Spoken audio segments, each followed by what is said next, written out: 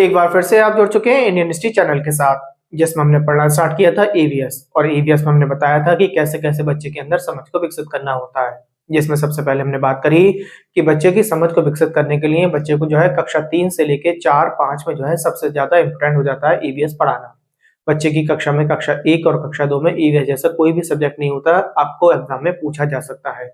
आप बताएंगे कि कक्षा 3 से प्रारंभ होगा बच्चे को ईवीएस पढ़ाना, जिसमें हमने देखा कि कैसे कैसे मनुष्य के साथ साथ हमने जानवरों की में भी तुलना की होगी। और हमने देखा कि जानवरों को देखने की क्षमता रही या सुनने की क्षमता रही या सूंघने की क्षमता रही कहीं की मनुष्य से तेज होती है। ये सारी बातें हमने अपने पिछले वीडियो में देखी, जिसमें हमने बात करी सेंस ऑर्गन के बारे में। इसके बाद हमने देखा कि कैसे कैसे कुत्ता हो गया, चील है, बाघ है, सांप है, गाय है, इनके कितने कितने दांत होते हैं और दांत के साथ साथ ये कितने समय में जो है तेजी से किसी बात को सीख सकते हैं। ये सारी बातें हमने सीखी। क्यों? क्योंकि हमें बच्चों को इन्हीं के साथ बच्चा जो है जब धीरे धीरे बढ़ना स्टार्ट होता है तो वो जो है अपने आसपास जी इन सभी चीजों को देखता है, जिसमें हमने गाय हो गया, बिल्ली हो गई, बिल्ली के साथ साथ मनुष्य के खुद भी दांत होते हैं, जानवरों के भी दांत होते हैं, चींटी है। हमने चींटी के एग्जाम्पल से ये समझाने की कोशिश करी कि हमें बच्चे को समझाना होगा कि कैसे हमें जो है एकजुट होकर काम करना होगा, कैसे कामों को बांटा जाएगा। जैसे चींटी बांटकर काम करती है वैसे ही मनुष्य भी अगर काम को बांटकर काम करेगा, किसी भी कार्य को बांट के जो है करना स्टार्ट करेगा तो शायद वो जल्दी भी काम हो जाएगा और बहुत सही में होना स्टार्ट हो जाएगा। इसके साथ हमने बात करी पक्षी के बारे में कि पक्षियों में जो है कौन कौन घोंसला बनाते हैं और कौन कौन किसी दूसरे के घोंसले में अंडे रखते हैं। ये सारी बात करी हमने। कुछ पक्षियों के बारे में बताया, जैसे कलचड़ी पक्षी के बारे में बताया, दर्जन चिड़िया के बारे में बताया कि उनका घोंसला किस प्रकार होता है। कोई पत्थरों में घोंसला बनाते हैं तो कोई पेड़ों के जो है लटकता हुआ घोंसला बनाएगा, और उसके साथ साथ कोई ऐसा भी होगा जो पेड़ों के पत्ते को सीते हुए जो है अपना घोंसला बनाना पसंद करेगा। ये सारी बातें हमने पहले दूसरे वीडियो में देखना स्टार्ट कर दी थी। कल ही के वीडियो में हमने देखा कि बच्चे को भोजन में जो है सबसे ज्यादा इंपोर्टेंट बताया हमने कल की जो है कि कैसे भोजन चबा चबा कर खाना बहुत ज्यादा इंपोर्टेंट हो जाता है। भोजन चबाने के साथ साथ हमने देखा कि ग्लूकोज की मात्रा हमने बताई कि ग्लूकोज शरीर में एकदम तेजी से शक्ति प्रदान करने के लिए दिया जाता है। आपसे पेपर में पूछा जाएगा कि जो है एकदम तेजी से शक्ति प्रदान करने के लिए सबसे पहले किसी मरीज को क्या देना चाहिए, तो आप बताएंगे ग्लूकोज। हमने कहानी पढ़ी मार्टिन की, जिसे गोली लगी थी। गोली लगने के बाद हमने देखा उसके डॉक्टर बोमेट ने इलाज किया और इलाज करने के बाद उन्होंने पेट से उनके एक पाचक रस को बाहर निकाला और बाहर निकालने के बाद देखा कि किस तरीके से जो है वो काम करना स्टार्ट करता है पेट के अंदर। ये सारी कहानी हमने पढ़ी। उसके साथ साथ कल हमने आम पापड़ की विधि देखी कि आम पापड़ किस तरीके से बनाया जाता है। ये सारी बातें करी।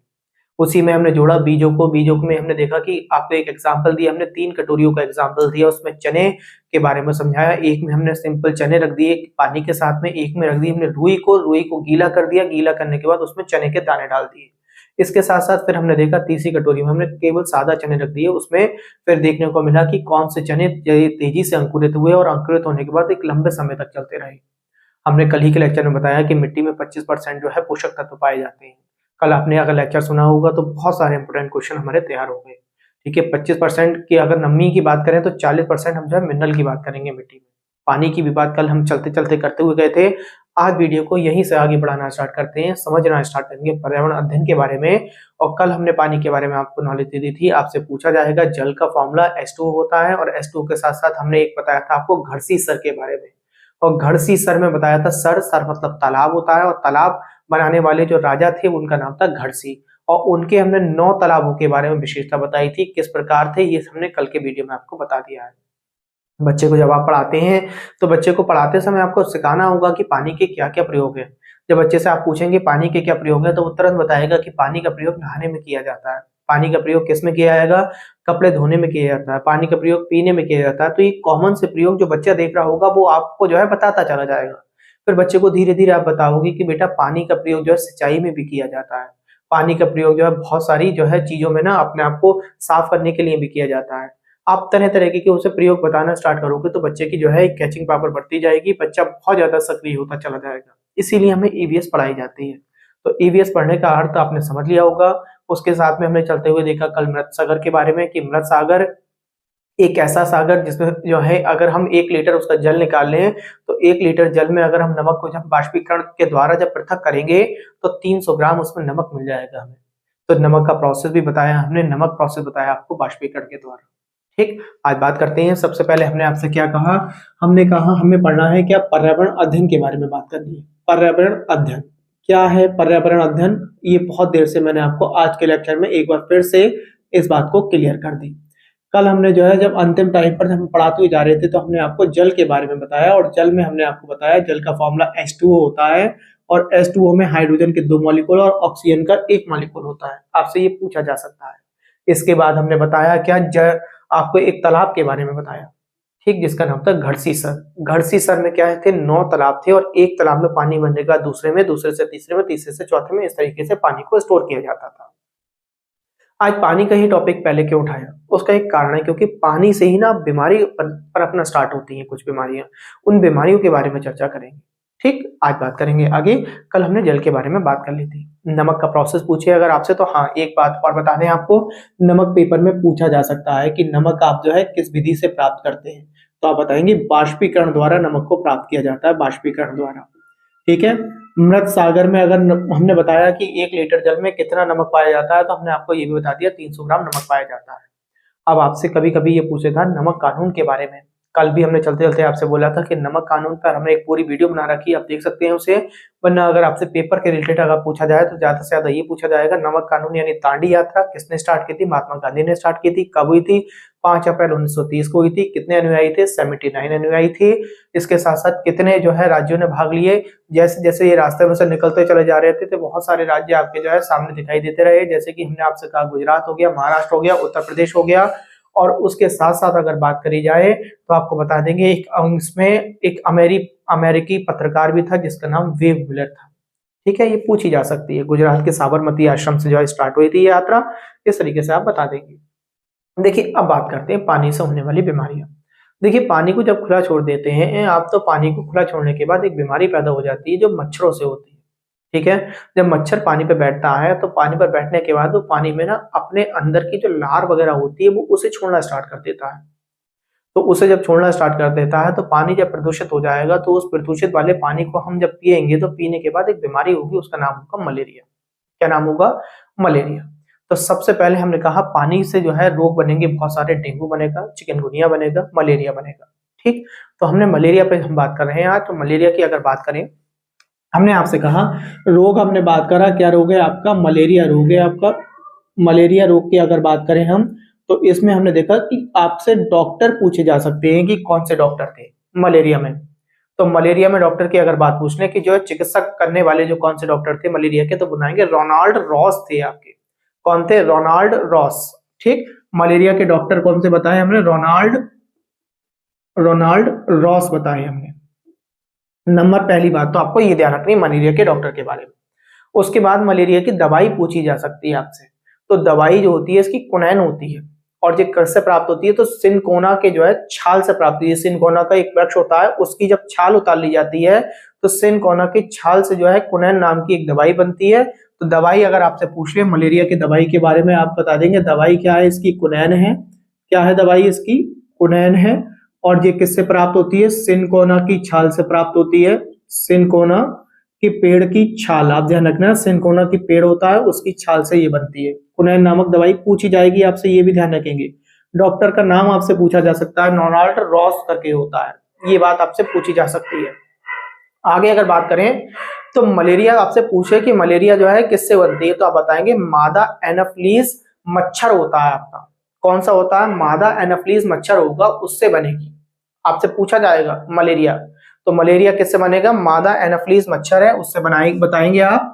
तो कौन सा मच्छर होगा, मादा एनाफ्लीज मच्छर, ठीक है। एनाफ्लीज मच्छर के काटने से बनती है। अब दूसरी बात, अब जब इसकी भी जांच होगी आपको ना, इस मच्छर ने काट लिया, मादा एनाफ्लीज ने काट लिया, और उसकी मलेरिया की जांच करवाएंगे आप। तो जांच करवाएंगे तो जांच में क्या चीज पाई जानी होती है, रिपोर्ट में आप देखेंगे तो क्या होगा, तो उसका नाम अगर आप पूछ ले तो आप बताएंगे प्लाज्मोडियम परजीवी पाया जाता है।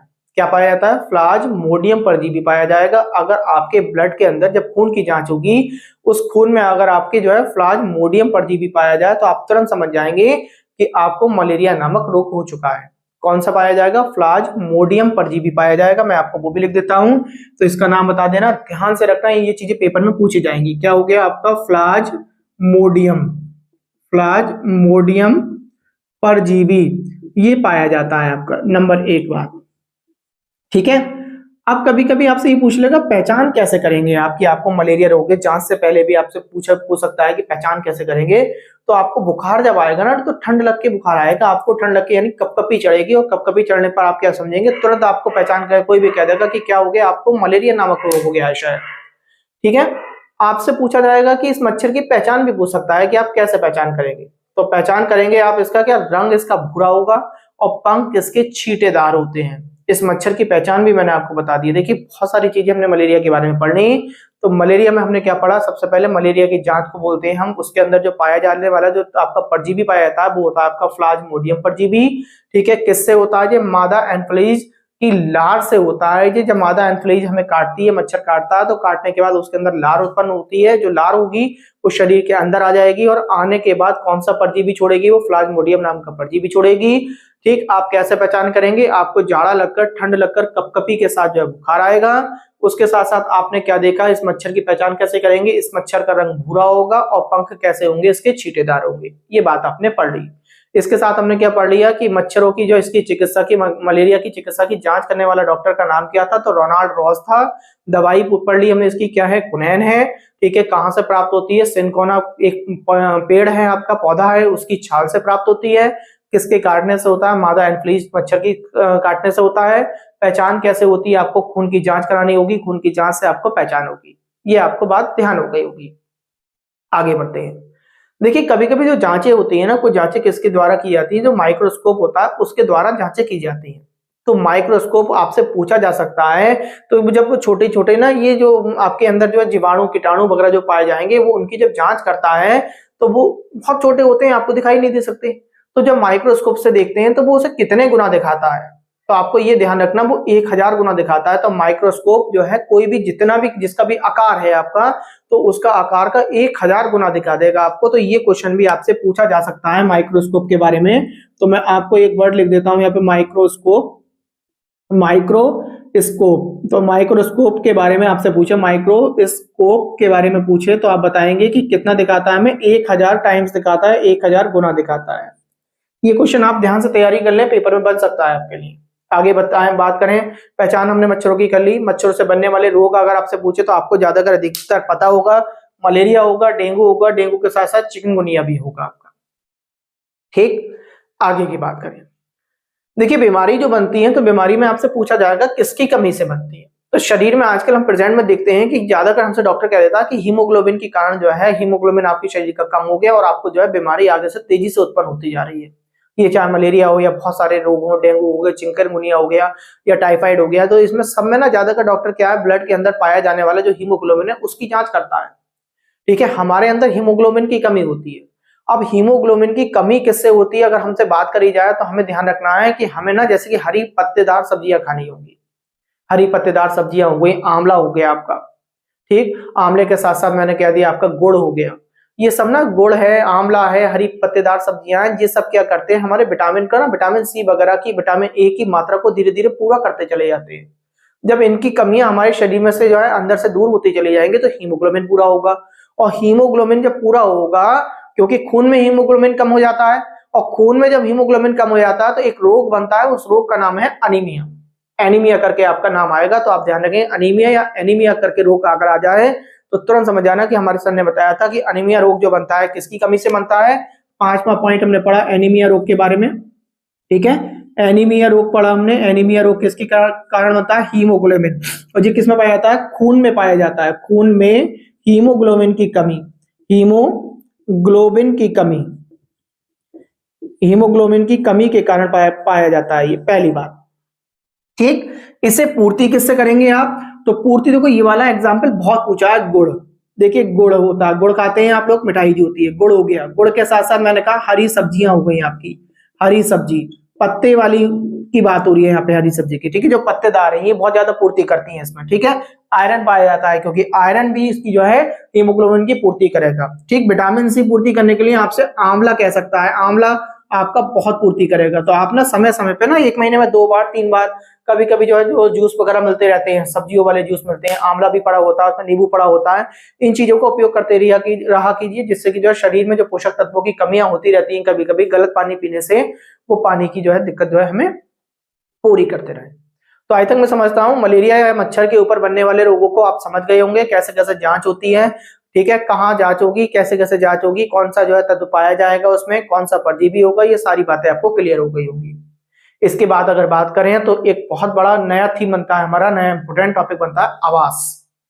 आवास करके जो टॉपिक बनेगा आपसे ये पूछा जाएगा, छठा पॉइंट हमने पढ़ना स्टार्ट करा, इसमें किसके बारे में पढ़ा हमने, आवास के बारे में पढ़ रहे हैं, ठीक है। अब हम पूछेंगे, सबसे पहले हम बच्चों से पूछेंगे आवास का मतलब क्या है।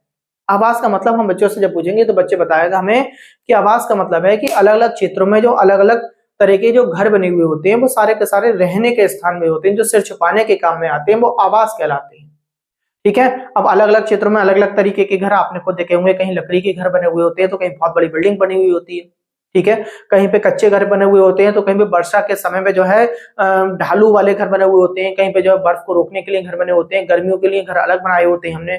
कहीं कहीं देखा होगा हमने कि जो 2 मंजिल 3 मंजिल वाले घर होते हैं तो उनमें जो है नीचे की मंजिलों में जो है मैंने कहा खिड़की नहीं पाई जाती, दूसरी मंजिलों पर खिड़की पाई जाती है। तो ऐसे घरों के बारे में भी हमें नॉलेज देना बहुत जरूरी होगी। सर्दी में मकान किस प्रकार होना चाहिए, गर्मियों में किस प्रकार होना चाहिए, वर्षा ऋतु में किस प्रकार होना चाहिए, ठीक है। ये बच्चे को धीरे धीरे ज्ञान होने लगेगा, ठीक है। आपको समझाना होगा आवास का, आपको बताना होगा कौन कौन सी चीजें जो है घर को प्रभावित कर सकती हैं। आपको पढ़ाना होगा कि ताजमहल जो है किसकी कमी के कारण, किसके कारण जो है मथुरा में जो रिफाइनरी बनी हुई है उससे निकलने वाला जो प्रदूषण है उसकी वजह से ताजमहल पीला पड़ता चला जा रहा है। तो ये क्वेश्चन आपसे पूछे जाएंगे, क्यों, क्योंकि आपको बच्चों को सिखाने हैं। आपसे सबसे इंपॉर्टेंट क्वेश्चन पूछा जाएगा आवास में कि इंसान जो है, जो मानव है, वो पड़ोसियों के बीच में क्यों रहता है। आपसे पूछेगा वो कि बताइए कि मानव जो है पड़ोसियों के बीच में क्यों रहता है। तो सबसे पहले आपको 3-4 पॉइंट याद कर लेंगे उसके। देखिए, सबसे पहले पड़ोसियों के साथ रहने का मतलब है अपने आप को सुरक्षा प्रदान करना। अगर आप अकेले रह रहे होंगे ना तो जंगली जानवर भी आपके घर के आसपास घुस जाएगा, और घुसने के बाद क्या होगा, वो डरेगा नहीं, आप पर हमला कर देगा। और जब देखिएगा बहुत सारे लोगों की भीड़ है, बहुत सारे मकान बने हुए हैं, तो ऐसी कंडीशन में जो है जंगली जानवर भी आप पर अटैक करते हुए समय जो है बहुत ज्यादा अपने आप में असमंजस महसूस करेगा। जंगली जानवर तो बहुत दूर की बात है, आपसे कोई जगह लड़ाई झगड़ा करने भी आ रहा होगा ना, और आपको पास पड़ोस में देखेगा बहुत सारे घर बने होंगे, बहुत अच्छे से लोग यहाँ पे मिलजुल कर रह रहे हैं, तो शायद वो आपसे लड़ाई लड़ने भी नहीं आए, ठीक। तो सबसे पहले हमें सुरक्षा प्रदान करते हैं। सुरक्षा के साथ साथ अगर हम बात करें, हमारे अंदर प्रतिस्पर्धा पैदा कराते हैं पड़ोसी। प्रतिस्पर्धा मैंने आपको पीछे भी बताया था कि हम जो है ये देखते हैं, समाज से ही सीखते हैं कि किस प्रकार समाज में नई नई चीजें बार बार पनपती चली जा रही है, और आज हमारे पास किस चीज की कमी है। तो प्रतिस्पर्धा हो गई, सुरक्षा हो गई। तो हमारे लिए आप तो ध्यान रखेंगे, आवास में हमने सबसे पहले किस पे बात करी, पड़ोसियों पे बात करी, ठीक है।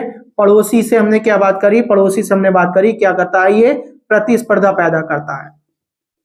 प्रतिस्पर्धा के साथ साथ हमें और क्या पैदा करता है, हमें सुरक्षा पैदा करता है, ठीक है। ये सारी चीजें ना धीरे धीरे आपको बच्चे के मन में डेवलप करेंगे ना, और जब आप ये खुद सीख जाएंगे सही तरीके से, ठीक है, तो आपके क्वेश्चन वो अपने आप निकल आएंगे। आप ईवीएस में अपने आराम से जो है 27-28 क्वेश्चन कर सकते हैं, बहुत आराम से कर सकते हैं। 1-2 क्वेश्चन में अटक सकते हैं कहीं, क्योंकि कभी कभी क्या होता है, कितना ही हमारे 30 के 30 क्वेश्चन भी आते हो तब भी हम 1 या 2 क्वेश्चन कहीं ना कहीं ऊपर नीचे समझने में गलतियां कर देते हैं, ठीक। इसके साथ साथ अगर बात करें, हमारी जरूरत पूरी करता है पड़ोसी। हमने देखा है कभी कभी हमें किसी चीज की जरूरत पड़ जाती है तो तुरंत जो है पड़ोसी आगे आता है, जरूरत पूरी करेगा हमारी, ठीक है। ये पड़ोसी के जो है देखो सबसे बड़े काम हो गए। आपने बच्चे को बताया, आपसे पूछा जाएगा आवास के बारे में, घर के बारे में पूछे तो आप इस तरीके से जो मैंने बोला वो बता देंगे, पड़ोसी के बारे में पूछा तो बता देंगे, ठीक। अब देखिए, एक कहानी के जरिए से चलते हैं। उस कहानी को जो है, जब हमने देखा ईवीएस की किताबों में, हमने जब 3rd 4th 5th की किताबों को खोला और उसमें पाया कि जो है एनसीईआरटी में ये कहानियां दे रखी है और इनसे क्वेश्चन बनते हैं। ये बताएंगे, अकेले व्यक्ति के बारे में बता रहे हैं कि कोई व्यक्ति है, अकेला व्यक्ति है, वो अपनी मोटरसाइकिल लेकर जो है निकल गया यात्रा पर, ठीक है। तो मोटरसाइकिल पे चलने वाला अकेला व्यक्ति जो है वो लोनर कहलाता है। अब आपसे पूछते हैं लोनर कौन है, तो लोनर का मतलब है अकेला व्यक्ति, ठीक है। आप ध्यान रखेंगे, लोनर कौन है, लोनर का मतलब बताया हमारे सर ने, अकेला व्यक्ति बताया, ठीक है। मोटरसाइकिल पर निकल गया और अकेला व्यक्ति एक स्थान से दूसरे स्थान के लिए चला। तो जब आप उससे कहेंगे, बच्चे को समझाएंगे कि जब आप एक स्थान से दूसरी जगह अपने आप जो है अकेले या किसी के साथ में यात्रा कर रहे होंगे, तो यात्रा के समय आपको क्या बोला जाएगा, तो आप बताएंगे लोनर बोला जाएगा, हमें अकेले यात्रा कर रहे हैं तब। और आपसे पूछ ले आप क्या क्या सामान लेकर जाएंगे, आपसे पूछा जा सकता है कि आप जब यात्रा करेंगे तो यात्रा के समय हमें क्या क्या सामान रखना होगा। तो सबसे पहले तो मैंने आपसे क्या कहा, यहाँ पे आवास की बात कर ली, लोनर का मतलब बता दिया। लोनर का मतलब आपने पढ़ लिया, क्या है लोनर, अकेला व्यक्ति है। एक बात आपको याद होगी, अकेला व्यक्ति। इसके बाद आगे बढ़े, हम लोनर को पढ़ लिया, लोनर के साथ साथ हमने अकेला व्यक्ति देख लिया, ठीक। अब क्या है, हमने कहा यात्रा के लिए बच्चा निकल गया, कोई भी व्यक्ति निकल गया तो वो अपने साथ साथ क्या रखेगा? देखिए सबसे पहले रखेगा रहने के लिए टेंट, कहीं रुकना है उसे तो रुकने के लिए, अपने सिर छुपाने के लिए क्या करेगा? तो बच्चे को आप बताएंगे एक तरफ से सबसे पहले आवास, आवास का मतलब उसे घर तो रास्ते में होगा नहीं उसका, तो रहने के लिए टेंट रखेगा, पहली बात। दूसरी जरूरत वाली चीज क्या हो गई? बिछाने के लिए कोई प्लास्टिक की सीट रख लेगा। ठीक, आप लोग जाते हैं ना, आप लोग कहीं जाते हैं तो पेपर रख लेते हैं, पेपर के साथ साथ कोई पॉली रख लेते हैं बड़ी सी लटान बिछाने के लिए, और पॉली और ये सारी चीजें नहीं होती तो आप चादर का यूज करते हैं। इसके बाद मैंने कहा क्यों? सोने के लिए करेगा ये, एक बैग रखेगा वो अपने लिए, सामानों को रखेगा उसमें, ऐसा खाना रखेगा जो है जल्दी खराब ना हो, यानी कुछ दिनों तक, लंबे समय तक चल जाए, चाहे वो बिस्किट के पैकेट हो जाए आपके, तरह तरीके की और चीज हो जाए, जिसमें हमने कल बात करी थी, आपको आम के अचार के बारे में भी बात करी थी। ठीक है, इस तरीके से चीजें रखेगा। मौसम के अनुसार कपड़े रखेगा। मौसम के अनुसार कपड़े रखने का मतलब क्या हो गया? इसका अर्थ हो गया कि सर्दी के मौसम में जा रहा है, या मैंने कहा दूसरी जगह जब पहुंच रहा होगा तो वहां पे कितनी ठंड हो सकती है, कितनी गर्मी हो सकती है, इस बात को ध्यान में रखते हुए रखेगा, मौसम के अनुसार कपड़े रखेगा। ठीक, अगर मान लीजिए कोई ऐसी जगह जा रहा है जहां का जो है दृश्य बहुत ज्यादा अच्छा दृश्य है, तो ऐसी कंडीशन में वो कैमरा भी रख सकता है। आप ध्यान रखेंगे ये, क्योंकि ये यात्रा जो बात की गई थी, ये यात्रा ना बहुत सारे व्यक्तियों की अलग अलग तरीके से हो सकती है, कोई हिल स्टेशन में कर सकता है, कोई कहीं भी कर सकता है। ऐसी एक यात्रा और पढ़ने को मिली हमें इसमें, जब किताब को देखा हमने तो मुंबई से दिल्ली तक की यात्रा के बारे में वर्णन किया गया है। तो आपसे मुंबई से दिल्ली तक की दूरी पूछी जा सकती है कितनी है, या उस व्यक्ति ने कितने समय में तय करी थी, तो आप बताएंगे मुंबई से दिल्ली तक की 1400 किलोमीटर की यात्रा को दर्शाया गया है किताब में, और 3 दिन में व्यक्ति ने पूरी करी है। तो मुंबई से दिल्ली तक की यात्रा अगर पूछ ले आपसे तो कितने बताएंगे आप? 1400 किलोमीटर बताएंगे। देखिए एक पॉइंट हमें याद हो गया। ठीक, 7वां पॉइंट अगर हम यहीं पे एक बात कर ले, इसमें लिख देता हूं मुंबई से दिल्ली। ठीक है, मुंबई से दिल्ली कितना है? 1400 किलोमीटर है आपका, और 1400 किलोमीटर का मतलब हमने कितना पढ़ा? हमने ये पढ़ा कि 3 दिन लिए थे उस व्यक्ति ने। एक बात ये पढ़ ली, सामान क्या क्या लेकर गया हमने वो बातें कर ली हमने ध्यान से, ये केवल समझने से आपको याद होती जाएंगी, आपको जो है कोई भी चीज लिखनी नहीं है, मतलब रटनी नहीं है किसी तरीके से। अब मुंबई से दिल्ली की तरफ को चला होगा तो आप बच्चे को बताओगे उसने, व्यक्ति ने कैसे कैसे चीजें देखी होंगी, उसने बहुत सारे घर देखे होंगे बने हुए, कोई घर सीमेंट से बना हुआ होगा केवल, कोई ईंट से बना हुआ होगा, कोई ऐसा होगा जो कांच से बना हुआ पूरा घर देख लिया होगा, शीशे का घर बना हुआ था, किसी में लोहा ही लोहा होगा, स्टील ही स्टील लगोई होगी, आजकल देख रहे हैं स्टील से बन रहे हैं घर, कोई लकड़ी के घर भी उसे बीच में देखने को मिले होंगे, कुछ घर ऐसे देखने को मिले होंगे जिनकी छत क्या होगी? ढलमा होगी बिल्कुल। ठीक, कुछ ऐसे भी देखने को मिलेगा, कहीं पे उसने देखा कि ऐसे प्लेस से निकल गया, मान लीजिए रास्ते का उसका मार्ग मिला उसे इस तरीके से, जहाँ पे जो है कि ठंड बहुत थी तो बर्फ से ढके हुए टाइप के घर भी बने हुए होंगे। इस तरीके से आपको ध्यान रखना है, ऐसा करके बच्चों को समझाना है। इसके बाद एक क्वेश्चन बनता है आपसे, बहुत इंपोर्टेंट क्वेश्चन बनेगा, आपसे पूछेगा ठंडा रेगिस्तान कैसे कहा जाता है? तो आपसे ठंडा रेगिस्तान पूछ ले तो आप बता देंगे ठंडा रेगिस्तान हो गया या सूखा समतल हो गया। तो ये सूखा समतल या ठंडा रेगिस्तान कहाँ पाया जाता है? तो आप बताएंगे लेह लद्दाख में पाया जाएगा। कहाँ पाया जाएगा आपका ठंडा रेगिस्तान या सूखा समतल? लेह लद्दाख में पाया जाता है। अब उसके बारे में हम बात करेंगे, लेह लद्दाख के बारे में बच्चे से क्या क्या क्वेश्चन पूछता है, क्योंकि चैप्टर्स में लेह लद्दाख के बारे में दे रखा है। ठीक, हमने क्या कहा आपको? छठा हो गया, 7वां पॉइंट में ऊपर करके लिख देता हूं। 7वें पॉइंट में हमने क्या पढ़ा? हमने पढ़ा ठंडा रेगिस्तान, ठंडा रेगिस्तान या समतल रेगिस्तान की बात करें तो ये कहां है? ये लेह लद्दाख है। लेह लद्दाख आपने सुना होगा, आपका जम्मू कश्मीर से भी काफी ऊपर हो गया, जहां पे बहुत ठंड रहती है। आपने पढ़ा होगा लेह लद्दाख। लेह लद्दाख से बहुत ज्यादा क्वेश्चन आपके लिए बन सकते हैं। ठीक है, लेह लद्दाख की बात हो रही है, सूखा समतल हो सकता है, ठंडा प्लेस हो गया, यहाँ पर सबसे कम वर्षा होती है। देखिए सबसे पहले पॉइंट तो हमने ये पढ़ा कि लेह लद्दाख में सबसे कम वर्षा होती है। कम वर्षा, आपसे क्या पूछेगा क्वेश्चन? आपसे ये पूछ लेगा कि सबसे कम वर्षा कहाँ, कौन से स्थान पर होती है, कहाँ होती है भारत में? तो आप बता देंगे लेह लद्दाख बताया था हमारे सामने। ठीक है, चलिए यहाँ पे ना एक वर्ड का उपयोग किया जाता है, एक शब्द का बहुत उपयोग किया जाता है, उस वर्ड शब्द का उपयोग किया जाता है जूले। जूले का प्रयोग किया जाता है कभी कभी, जूले का अर्थ पूछ लेता है आपसे, तो जूले का अर्थ पूछे तो आप तुरंत बता देना जूले का अर्थ होता है स्वागत। ठीक है, जूले का अर्थ क्या होता है? स्वागत होता है। ठीक, जूले जूले करके बोल देते हैं, स्वागतम स्वागतम। जूले, जूले का अर्थ होता है स्वागत। क्या अर्थ होगा? स्वागत होगा जूले का अर्थ। आगे बढ़ेंगे, आगे क्या हो सकता है? देखिए कभी कभी आपसे ये पूछ लेता है ये जिस व्यक्ति के बारे में यहाँ पे दर्शाया गया था, वहां पे घूमता हुआ जो व्यक्ति जो है लेह लद्दाख की तरफ को जाया जा रहा है, तो वो किसके घर जाकर रुका था? आपको बच्चे को वहां पे पढ़ाना हुआ कहानी के जरिए से, तो आपको टीचर को पता होना चाहिए। तो लड़के के घर का नाम था, ठीक, लड़के का जो घर था उसको मतलब लड़के का जो नाम था उसका नाम था ताशी। क्या नाम था? ताशी नाम के लड़के के घर रुका होगा ये। ठीक, एक बात आपको ये भी ध्यान रखनी है। अब वहां पे पूछ लेगा आपसे, जब आप ये सारी कहानियां सुना रहे होगे उसे, तो सुनाते सुनाते उसे बताओगे कि वहां के घर कैसे हैं। अब घरों के बारे में पूछता है, पेपर में सीटेट में खूब पूछे जाते हैं कि वो आपसे पूछेगा कि बताइए लेह लद्दाख में घर कैसे बने हुए हैं।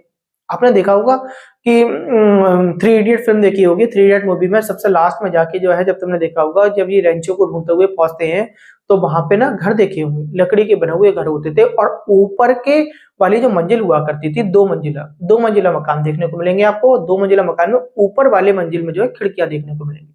तो मकान पूछ लेंगे तो आप बताएंगे 2 मंजिला घर होंगे। एक बात ध्यान रखेंगे, ठीक है। अब ये बात आपको क्लियर हो जानी चाहिए, ठीक है। लकड़ियों की सीढ़ियां होती है, आप ध्यान रखेंगे, पहली मंजिल पर कोई खिड़की नहीं होती है, ठीक। छत बनाने के लिए ये लोग क्या करते हैं, अब जब मैंने कहा लकड़ी की सीढ़ियां, तो इसका मतलब लकड़ी के घर बनाते होंगे वहां पे, ठीक। लकड़ी के जो है जब घर बनते थे तो छत बनाने के लिए आपसे पूछ ले तो आप बताएंगे पेड़ों के मोटे मोटे तनों का यूज किया जाता है, ठीक है। तो हमने क्या सीखा, हमने एक तो खिड़की के बारे में बात करी, ठीक ठीक। दूसरी मंजिल पर खिड़की होगी, आप ऐसा क्या कह देंगे, दूसरी मंजिल पर खिड़की होगी। कितने मंजिल के मकान होंगे, 2 मंजिल वाले मकान होंगे, ठीक। आपने ये समझ लिया। इसके साथ साथ हमने क्या किया, छत के लिए क्या करेंगे, छत किससे बनेगी, पेड़ों के तनों से बनेगी, पेड़ों के तनों से, तने। छतों में क्या उपयोग किया गया, पेड़ों के तने उपयोग किए गए। क्वेश्चन आप ध्यान रखेंगे, ये सारी छोटी छोटी क्वेश्चन है, ये आपसे पूछे जाएंगे, ठीक। आगे बढ़ेंगे। पहली मंजिल पर कोई खिड़की नहीं है, ये भी ध्यान रखेंगे। मुख्य फसल पूछी जा सकती है, वहां की मुख्य फसल क्या है। जब कोई जाएगा तो जाने के बाद वहां पे क्या क्या चीज देखने को मिलेगी उसे, तो आपसे बताएंगे कि वहां की मुख्य फसल हो जाएंगी आपकी लाल मिर्च, नंबर 1। सीताफल भी होती है वहीं पे, ठीक है। आपसे पूछा जा सकता है, मक्का भी हो जाती है वहीं पर ही, मक्का के साथ साथ धान भी देखने को मिलते हैं, ठीक है। आप इस तरीके से ध्यान रखिए। मुख्य फसल में हमारे सर ने बताया था लाल मिर्च है, सीताफल है। 2 फसल तो बहुत ज्यादा ध्यान रखनी है, क्योंकि और फसलें तो और जगह भी पाई जाती हैं। तो फसल में आपको ध्यान रखने की, फसल में आप क्या बताएंगे, एक तो बताएंगे आपकी लाल मिर्च बता देंगे आप, वहां पर लाल मिर्च आपको देखने को मिलेगा। लाल मिर्च के साथ साथ मैंने आपसे दूसरी फसल क्या बताई, दूसरी फसल में बताया आपको हमने सीताफल। ये आपको छोटे छोटे पॉइंट्स है, ये जब तक याद नहीं रखेंगे वहां पर पेपर में आपको दिक्कत आ सकती है। ये पॉइंट बहुत पूछे जाते हैं। जूले शब्द का अर्थ बता दिया मैंने, स्वागत होता है, ठीक है। फर्श कैसे बने हुए होते हैं, छत कैसी बनी होती है, तो लकड़ी के ही फर्श होते हैं, लकड़ी की ही छत होती है, ठीक। लकड़ी के फर्श होंगे और लकड़ी की ही छत होगी, आपको ये भी ध्यान रखना है, ठीक। फर्श और छत कैसे होंगे, लकड़ी के होंगे, ठीक है। फर्श की बात करी हमने, फर्श के साथ साथ छत की बात करी, ये काहे के होंगे, आपके लकड़ी के होंगे। अब कुछ क्षेत्रों के बारे में, वहीं के क्षेत्रों के बारे में चर्चा कर ली जाए। कुछ क्षेत्र के बारे में भी आपसे पूछा जाता है। एक इलाका है वहां पर, मतलब आपसे कहूं मैं, आपको लगभग 5 किलोमीटर ऊपर की बात कर रहे हैं, 5000 मीटर करके ऊंचाई पर बोल सकते हैं। तो ये एक इलाका है, उसका नाम है चांगथांग। चांगथांग इलाके के बारे में पूछ लिया जाता है। तो जब जैसे जैसे हम ऊपर पढ़ते चले जाते हैं, तो चांगथांग इलाके से जो क्वेश्चन बनेगा आपका, आप बताएंगे कि वहां पे सांस लेने में दिक्कत होती है। सांस लेने के साथ दिक्कत होने के साथ साथ आपको कमजोरी महसूस हो सकती है, कमजोरी के साथ साथ सिर दर्द हो सकता है आपको। ये पूछेगा आपसे, कहाँ की बात हो रही है, आप बता देंगे चांगथांग की बात हुई है। लद्दाख से जो है अगर हम बात करें, लगभग 5000 मीटर के ऊपर की बात कर रहे हैं, और वहां पे जाके क्या होता है, सांस लेने में लोगों को दिक्कत होती है, सांस लेने के साथ साथ सिर दर्द हो सकता है, कमजोरी हो सकती है। इसीलिए ना ऐसे इलाके में वहां पे लोग बहुत कम रहते हैं। लोग कम रहने का कारण क्या पढ़ा हमने, तो कम रहने का कारण पूछे तो आप बता देंगे ऑक्सीजन की कमी थी वहां पर। क्या थी, ऑक्सीजन की कमी है। और देखिए, हमने अगर जो है वायुमंडल पढ़ा होगा, हमने पृथ्वी के बारे में, भूगोल के बारे में नॉलेज ली होगी, तो हमें बताया जाता है कि 64 किलोमीटर अगर हम पृथ्वी की जो धरातल है जिस पे हम रह रहे हैं इस समय, अगर इससे हम 64 किलोमीटर ऊपर की ओर चले जाए, तो वहां पे तो ऑक्सीजन बिल्कुल ना के बराबर है, यानी वहां से खत्म होना स्टार्ट हो जाती है। तो ये क्वेश्चन आपके लिए ये भी तैयार हो गया, ठीक। तो ध्यान रखेंगे किसकी बात हुई, हमने बात बताई, आपसे प्लेस पूछ लेगा जहाँ पे ऑक्सीजन की कमी दिखाई है उस चैप्टर में, तो बताएंगे चांगथांग स्थान है, ठीक है। तो चांगथांग क्षेत्र की बात करी, कौन सा क्षेत्र बताया हमने, चांगथांग, चांगथांग क्षेत्र है।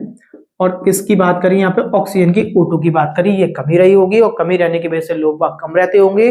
और लोग बाग कम रहने का कारण क्या बताया, ऑक्सीजन की जब कमी होगी तो सांस लेने में दिक्कत होती होगी, सिर के दर्द की बीमारी होती होगी, कमजोरी सी महसूस होती होगी, इस तरीके से दिक्कतें उनके सामने रही होगी, ये बता दी। चलिए, वहाँ की भाषा पूछी जा सकती है आपसे। भाषा पूछ लेगा कि कौन सी भाषा है, कि कौन सी भाषा का उपयोग करते हैं, तो भाषा बता देंगे लेह लद्दाख की भाषा चांगपा। कौन सी भाषा है? चांगपा भाषा है। आप भाषा भी याद कर लेंगे। तो भाषा कौन सी बताई सर ने? हमारे चांगपा भाषा बताई। इसके साथ साथ और भी कुछ इंपोर्टेंट हो जाएगा। भाई भाषा पढ़ ली हमने, चांगपा है। अब वहां पे मैंने अभी कहा आपसे, क्या कहा, जैसे कि आपको अपने साथ जब घूमने जाएंगे तो टेंट लेकर जाएंगे आप, तो वहां पे टेंट को क्या बोलते हैं? तो टेंट को बोलते हैं रेबो। आपसे पूछा जा सकता है कि रेबो को क्या बोला जाता है, रेबो का अर्थ क्या है, ठीक है, या टेंट को क्या बोला जाता है वहां पे, तो आप बता देंगे टेंट को बोला जाता है रेबो। क्या बोला जाता है टेंट को? रेबो। आपने एक बात और बता दी कि टेंट को हमारे सर ने बताया था क्या बोला जाएगा? रेबो बोला जाएगा। एक बात और नहीं क्लियर हो गई आपको? ये छोटे छोटे वर्ड्स हैं, पेपर में कहीं भी क्वेश्चन बन सकता है। अब वहां पे ना एक तरीके की बकरी पाई जाती है, उस बकरी का नाम पूछा जा सकता है। क्यों बकरी खास हो जाती है? बकरी के जो बाल है ना उसके, तो अगर बात करी जाए जो हमारे जो है सिर पर बाल लग रहे हैं, उस सिर के बाल, एक बाल, ठीक है, एक बाल में से 6 बाल बनाए जा सकते हैं कि इतना पतला होता है वो बाल। उस बकरी का नाम पूछा जाए तो बताएंगे पश्मीना नाम है उस बकरी का। ठीक है, बकरी का क्या नाम है? पश्मीना बकरी पाई जाती है। आपको ये भी ध्यान रखेंगे, पश्मीना बकरी है। ठीक है, और मैंने आपसे क्या कहा, हमारे जो एक बाल हमारे 6 बालों के बराबर होता है, 1 = 6, इस तरीके से लिख देता हूं मैं। एक बाल हमारा, ठीक है, उनके 6 बालों के बराबर होता है। और इससे ना पश्मीना बकरी के बालों से एक शॉल बनाई जाती है, उसका नाम भी पश्मीना शॉल करके बन जाता है। तो आपसे पश्मीना शॉल पूछ ले तो आप बता देंगे लेह लद्दाख में पाई जाने वाली एक बकरी या बकरा जो भी है, ठीक है, उसका बाल इतना बारीक होता है कि मनुष्य के बाल में से 6 बाल बनाए जा सकते हैं, और उसके बालों से जो है एक तरीके की शॉल बनाई जाती है, ठीक है, जिसे हम जो है पश्मीना शॉल करके बात करते हैं। ठीक, 6 बाल के बराबर हमने बता दिया। और इस शॉल को बनाने में आपसे पूछ लेता है कितना समय लगता है, तो इसे तैयार करने में 250 घंटे का समय लगता है। कितना? 250 घंटे का समय लगता है। ठीक, और हाथ से बनाई जाती है, ये ध्यान रखना। ठीक, एक बात और याद हो गया, समय हमारे सर ने बताया था 250 घंटे बताए थे, 250 घंटे बताए थे इसे बनाने में। चलिए ठीक है, हाथ से बनाई जाएगी, ये बात भी क्लियर हो गई। यहाँ का तापमान पूछा जाए तो आप बता देना कि दिन में भी 40 डिग्री सेल्सियस नीचे चले जाता है ये तापमान यहाँ का, इतनी ठंड होती है दिन में, तो रात का क्या हाल होगा? तो आपको एक बात और क्लियर होगी, ये भी बात ध्यान रखेंगे। तापमान के बारे में बता दिया सर ने, उसके बाल के बारे में बता दिया, पश्मीना शॉल क्या होती है, पश्मीना आखिर है क्या? बकरी है। अब बकरी है तो बकरियों को रखने का एक स्थान होता होगा जिसे हम बकरियों का बेड़ा बोलेंगे। तो वहां पे जो बकरी का बेड़ा होता है, तो बेड़े को वहां के लोकल लैंग्वेज में क्या बोला जाएगा? आपसे ये पूछा जाएगा कि बकरियों के बेड़े को क्या बोलते हैं, तो आप बताएंगे बकरियों का बेड़ा लेखा कहलाता है। क्या कहलाता है? लेखा कहलाता है। लेखा का मतलब भी क्लियर हो गया। ठीक, सुनते सुनते आपको याद हो जाएंगी चीजें। अगर इसी लेक्चर को आप एक के बजाय 2 बार देख लें तो बिना लिखे आपको सारी चीजें याद हो जाएंगी। और जो है जो पूरा एनसीईआरटी उतार के लेके आए हैं आपके लिए, जितना भी एनसीईआरटी में मटेरियल दे रखा है। और सीटेट में सबसे खास बात यह है कि सीटेट ना बिल्कुल अलग नहीं भागता, जिसना उसने बता दिया कि अगर हम इस माध्यम पे परीक्षा लेने वाले हैं तो उसी माध्यम पे आगे वो बल देता है। ऐसा नहीं है कि जो है एनसीईआरटी की बात कर रहा है और एनसीईआरटी के अलावा कहीं दूसरे क्षेत्र की तरफ को चला गया। यहां तक हो गई आपकी बात। लेह लद्दाख के बारे में जो भी क्वेश्चन पूछा जाता था मैंने आपको बता दिया। यात्रा के बारे में जितने क्वेश्चन पूछे जाते थे, मलेरिया के बारे में बता दिया, रोग बता दिया, एनीमिया पे हमने चर्चा कर ली, आवास पे चर्चा कर ली, पड़ोसी कैसे होते हैं हमने वो चर्चा कर ली। अब इसके बाद जो हमारी जो है एक बनता है वो बनता है जम्मू कश्मीर के घरों के बारे में, कि जम्मू कश्मीर में घर कैसे पाए जाते हैं। तो आपसे अगर ये क्वेश्चन पूछे ले जम्मू कश्मीर में घर कैसे पाए जाते हैं, तो आप बताएंगे जालीदार घर पाए जाते हैं, जालीदार खिड़कियां लगी हुई होती हैं, और खिड़की जो होती है वो बाहर की ओर लगी हुई होती है, बाहर की ओर खुलने वाली खिड़कियां ज्यादा कर पाई जाती है, पहली बात। ठीक है, और बाहर की ओर जो खिड़कियां लगी हुई होती हैं इन्हें क्या बोला जाता है, आपसे ये क्वेश्चन पूछे। तो जम्मू कश्मीर में जो घरों में खिड़कियां लग रही होती हैं वो बाहर की ओर वाली होती हैं, और बाहर की ओर जो खिड़कियां लगी हुई हैं उन्हें क्या बोला जाएगा, तो ये क्वेश्चन पूछ ले आपसे तो बताएंगे डव बोला जाता है। क्या बोला जाता है? डव। डव की हिंदी में फाख्ता बोलते हैं हम लोग, ठीक है, फाख्ता बोलते हैं। डव का सोप भी आता है, आपने देखा होगा, इस तरीके से याद कर लेंगे। तो ये सोप वाली बात अगर आपको इस तरीके से याद कर लेंगे कि हमारे सर ने जम्मू कश्मीर से जोड़ी थी ये बात, और जम्मू कश्मीर में जो खिड़कियां होती हैं बाहर की ओर खुलने वाली जो खिड़की होती हैं उन्हें डव बोला जाता है। ठीक है, चलिए एक बात और करते हैं, 8वां पॉइंट जम्मू कश्मीर के बारे में लिख देते हैं। जम्मू कश्मीर, ठीक है, जम्मू कश्मीर में हमने खिड़की बताई, खिड़की को क्या बोलते हैं? डव बोलते हैं। दूसरी बात आपको डब करके इस तरीके से याद कर लेंगे। चलिए आगे बढ़ते हैं। दरवाजे खिड़की पर एक चीज का उपयोग किया जाता है, उसका नाम होता है मेहराब। दरवाजे और खिड़कियों पर मेहराब बने हुए होते हैं, वो आपसे मेहराब वर्ड पूछेगा कि मेहराब क्या है। ठीक है, तो मेहराब, मेहराब मैं बता दूं, जैसे हमारे यहाँ रोशनदान बन रहे होते हैं ना, जैसे मैंने कहा ये एक मकान है और मतलब घर का गेट है और गेट के ऊपर इस तरीके से जो हमारी जालीनुमा ये रोशनदान जो बने हुए होते हैं, इन्हें मेहराब बोला जाता है। हमारी भाषा में रोशनदान हो गया, ठीक, और उनकी भाषा में हम अगर बात करें तो क्या हो गया जी, आपका मेहराब हो गया। ये बात आपको क्लियर हो जाएगी। अब ये तो हो गई जम्मू कश्मीर से, यहीं से पूछ लेगा आपसे। जम्मू कश्मीर के साथ साथ कुछ घर और पूछ लेता है, हिल स्टेशनों की तरफ कोई भाग रहे हैं अभी तो हम अपनी पढ़ाई में। हमने देखा आसाम की तरफ के घरों के बारे में बात करता है, आसाम के घर कैसे होते हैं। तो आसाम के घरों की अगर बात करें तो बारिश के कारण ना इन्हें घरों को 10 से 12 फुट ऊंचा बनाया जाता है। ये ध्यान रखना कि अब वो पूछ लेगा कि जो है पृथ्वी से जो है जो 10 से 12 फुट ऊंचे घर कहाँ पे बनाए जाते हैं, तो आसाम में बनाए जाते हैं। पहली बात तो आसाम में 10 से 12 फुट ऊंचे घर बनाए जाते हैं, ठीक है, और वो किस पे बनाए जाते हैं, बांस के खंबे बनाकर बनाए जाते हैं। बांस के खंभों पर मकान लकड़ी का बनाकर तैयार कर दिया जाता है। ठीक है, तो हम यहाँ पे नमा पॉइंट हमने क्या पढ़ा, नमा पॉइंट में पढ़ा असम के घर पढ़े हमने, असम की बात करी। यहाँ के घर जो होते हैं 10 से 12 फीट ऊपर होते हैं, ठीक है, 10 से 12 फीट ऊंचे होते हैं, और ऊंचे के साथ साथ हमने क्या पढ़ा, ये बांस के खंभों पर बनाए जाते हैं। अब आपसे घुमा फिरा के पूछेगा बांस के खंभों पर, आपसे पूछ लेगा कि कहां पर जो है बांस के खंभों से घर बनाए जाते हैं, तो बांस के खंभों से असम में बनाए जाते हैं। 10 से 12 फीट ऊंचे जो है खंभों पर घर का बनाए जाते हैं, आपसे पूछ लेगा कि असम में बनाए जाते हैं। पृथ्वी से ऊपर यानी जो है बांस के खंभों के घरों के बारे में किसी भी तरीके से घुमा के पूछ ले, आप चीजों को क्लियर कराओगे। ये सारी बातें आपके लिए इंपोर्टेंट होती जा रही हैं, ध्यान से आप इन चीजों को सुनते जाएं, याद करते जाएं। आसाम के बाद कभी कभी पेपर में मैंने देखा है, ठीक है, जो क्वेश्चन उसमें एनसीईआरटी बनाती है वो पूछ लेता है मनाली के घर भी पूछ लेता है। मनाली अगर आप लोगों ने घूमी है तो आपसे पूछेगा मनाली में घर किस प्रकार बना हुए, तो मनाली में घरों के बारे में पूछे तो आप बताएंगे पत्थर और लकड़ी के घर पाए जाते हैं मनाली में।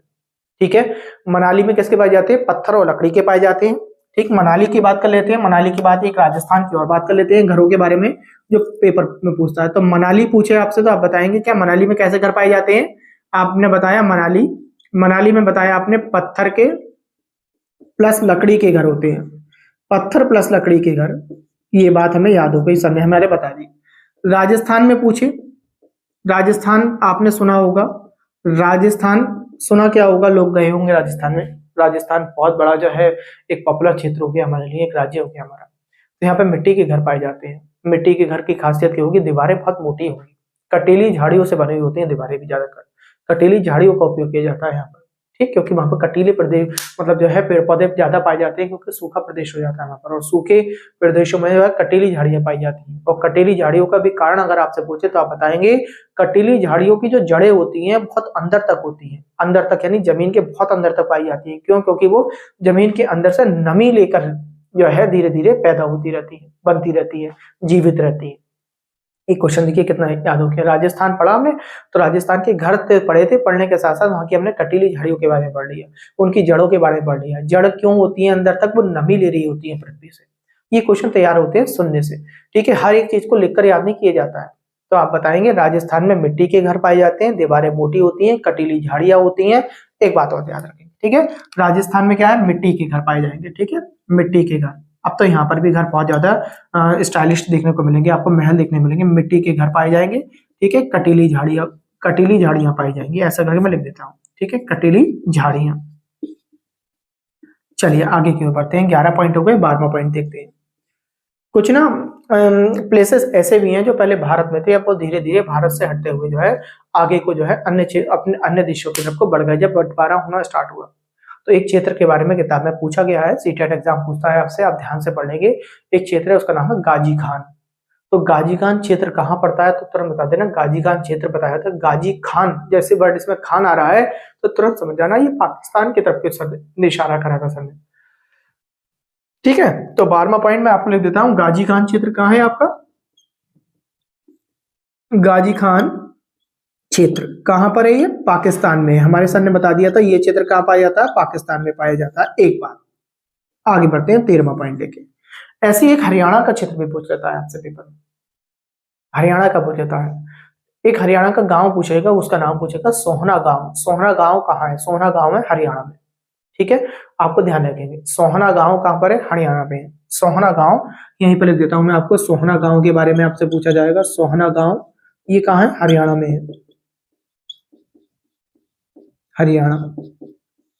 केवल पाकिस्तान, हरियाणा, राजस्थान, मनाली, असम, जम्मू कश्मीर, लेह लद्दाख, कितनी चीजें के बारे में हमने सुन लिया आवाज के साथ साथ। एक और पूछा है, कर्नाटक का गांव भी पूछा है पेपर में। कर्नाटक का गांव पूछा है, बेलबनी का नाम है उसका गांव का। बेलबनी का गांव कहां पर है? बेलबनी का गांव है आपका कर्नाटक में। 14वां पॉइंट करके लिख देता हूं मैं आपको। बेलबनी का गांव पेपर में पूछा जाता है। बेलबनी का गांव कहां पर है? ये कर्नाटक में है। अब थोड़ी सी चर्चाएं इन राज्यों के बारे में विशेष तौर पर कर लेते हैं। इनसे और भी क्वेश्चन कुछ पूछे जाएं तो हम छोड़ के ना आए। ये बात हम जो है अपने ध्यान रखें। जैसे कि अगर बात करें, एक लेखक हुए हैं, ठीक है, उन लेखक के बारे में पूछेगा। एक लेखक हुए हैं, ये गुजरात के लेखक थे। खास बात क्या थी इनकी? इन्होंने ना बच्चों के स्तर पर मजेदार कहानियां लिखी थी। कहानियों के साथ साथ पत्र लिखे बच्चों के स्तर पर, बच्चों को जो है करने के लिए। तो उनका नाम पूछ ले सकता है, वो कौन थे? तो आपसे पूछ ले तो आप बताएंगे गिजू भाई थे। क्या नाम थे? गिजूभाई भेद का नाम था उनका। गिजूभाई भेद का एक लेखक थे, गुजरात के थे। बच्चों पर इन्होंने इंटरेस्टिंग मनोरंजन वाली कहानियां लिखी थी और कहानियों के साथ साथ उन्होंने पत्र लिखे थे। क्या नाम था इनका? गिजूभाई भेद का। कहाँ के हैं? गुजरात के हैं। एक व्यक्ति के बारे में आप पढ़ लें ध्यान से। 15वां पॉइंट हमने लिख दिया, गिजूभाई। गिजूभाई क्यों इंपॉर्टेंट इसलिए हो जाता है क्योंकि हमें बच्चों को पढ़ा रहे हैं और बच्चों को पढ़ाते समय बच्चों को आपसे पूछेगा, वो आपसे क्या पूछेगा कि बच्चों के लिए मनोरंजन कहानियां किसने लिखी है? तो आप बता देंगे गिजूभाई भेदका ने लिखी है। गिजूभाई भेदका, ठीक है। ये कौन है? लेखक है, ठीक है, लेखक है। और ये कहाँ के लेखक है? ये गुजरात के लेखक है। किसके लेखक है? गुजरात के लेखक है। आपको ये बात आपको ध्यान रखना, ठीक है। गिजूभाई भेदक के बारे में भी हमने पढ़ लिया, ठीक। अब जैसे कि मैंने अभी अभी आपसे बात करी थी, यहाँ पे आसाम आया था, ठीक, असम की बात हुई थी कहीं, ठीक, ये बात करी थी असम में। यहाँ पे असम से ये क्वेश्चन और पूछ ले आपसे, असम से पूछ ले कि असम का जो है मान लीजिए जो है वो आपका नृत्य पूछ रहे तो नृत्य बता देंगे असम का कौन सा? बिहू है। कौन सा नृत्य? आपका बिहू है। अच्छा, बिहू नृत्य अगर आपसे पूछे कि असम का जो बिहू नृत्य है वो कब किया जाता है, किस उपलक्ष्य में किया जाता है, ये आपसे ऐसा के पूछ ले कि फसल की कटाई, यानी यहाँ पे चावलों की जब फसल होती है, जब उसकी कटाई होती है तो चावलों की फसल की कटाई के समय असम में जो है बिहू नृत्य किया जाता है। तो असम से बिहू नृत्य पूछ लेता है। मैं आपको भी बता दूं, बिहू मैंने यहाँ लिख दिया असम में, ठीक है। इस बात को आपको याद कर लेना है, ये क्वेश्चन बनेंगे आपके। तो यहाँ से ना आवाज से जो है, आवाज से, पड़ोस से, इस तरीके से ये क्वेश्चन बनते हैं। ये क्वेश्चंस मैंने आपको ज्यादातर बता दिए। अब एक नए थीम की तरफ को बढ़ते हैं, जो आपका थीम बहुत ज्यादा इंपोर्टेंट हो जाता है, यात्रा। यात्रा के बारे में आपसे पूछा जाता है, आपसे पूछा जाएगा यात्रा के बारे में। तो क्या बताएंगे यात्रा के बारे में? देखिए, बच्चों को आपको पढ़ाना पड़ेगा यात्रा के बारे में। बच्चों को आपको सिखाना होगा यात्रा के कौन कौन से साधन हो सकते हैं। बच्चों को यात्रा के प्रति आपको जागरूक करना पड़ेगा। जब बच्चों को यात्रा के प्रति जागरूक करेंगे तो बच्चों की समझ बढ़ेगी, और समझ बढ़ाने पे आप बताएंगे कि यात्रा के लिए भी सरकार ने भी कुछ काम किया है। जैसे कि सरकार ने जो है, जैसे कि जब यात्रा करते हैं हम, बड़े बड़े हिल स्टेशनों पे जाते हैं, हिल स्टेशनों पे जाने के बाद हमारी क्या क्या जो है मतलब जिम्मेदारियां होती हैं। एक ग्रुप बनाते हैं, ग्रुप का लीडर होता है, लीडर की क्या जिम्मेदारियां होती है, ये सारी बातें सिखाने के लिए 2 फरवरी सन 1984 को Nehru Institute of Mountaineering करके अगर बात करें तो इस तरीके से जो है उत्तरकाशी में एक संस्थान खोला गया है, ठीक है। तो आपको इस तरीके से आ जाएंगे 2 फरवरी 1984 को नेहरू इंस्टीट्यूट ऑफ माउंटेनियरिंग करके भी बोल सकते हैं इसे, माउंटेनियरिंग करके उत्तरकाशी में लोगों को सिखाने के उद्देश्य से जो है एक संस्था, यानी एक, मैंने कहा आपसे, एक इंस्टीट्यूट खोला गया है। आप ध्यान रखिए। तो यात्रा के बारे में हम बच्चों को समझाएंगे। तो सबसे पहले जब हम यात्रा के बारे में बच्चों को समझा रहे होंगे तो क्या समझाया हमने? देखिए, यात्रा टॉपिक डाला हमने, नया टॉपिक हो जाता है हमारा यात्रा। यात्रा के बारे में हमने बात करी, नया टॉपिक हो गया हमारा यात्रा। यात्रा के बारे में हमने सबसे पहला पॉइंट हमने क्या पढ़ा? हमने ये पढ़ा कि 2 फरवरी 1984 की बात हो रही है। आप ऐसे याद करेंगे, 1983 में भारत ने पहली बार वर्ल्ड कप जीता था कपिल देव की कप्तानी में, और यहाँ पे उसके 1 साल बाद की बात हो रही है। नेहरू इंस्टीट्यूट ऑफ माउंटेनियरिंग की बात हो रही है यहाँ पे, ठीक है। माउंटेनियरिंग करके बोल सकते हैं, नेहरू इंस्टीट्यूट ऑफ माउंटेनियरिंग, ठीक। तो यहाँ पे क्या खोला गया था? नेहरू इंस्टीट्यूट ऑफ माउंटेनियरिंग करके यहाँ पे एक खोला गया।